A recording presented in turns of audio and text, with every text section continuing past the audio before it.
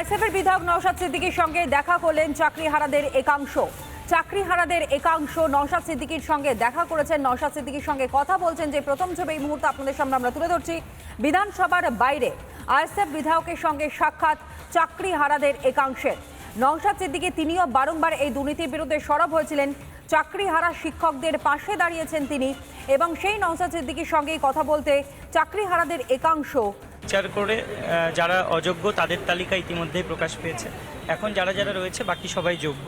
তো সেই যোগ্যদেরকে পুনর্বহাল করার জন্য যাতে রাজ্য সরকার বিরোধী দলদের সঙ্গে আলোচনা করে বিধানসভায় বিল পাস করিয়ে পুনর্বহাল করে, তাহলে রাজ্যের সামাজিক স্বার্থ সুরক্ষিত থাকবে এবং শিক্ষার স্বার্থ সুরক্ষিত থাকবে।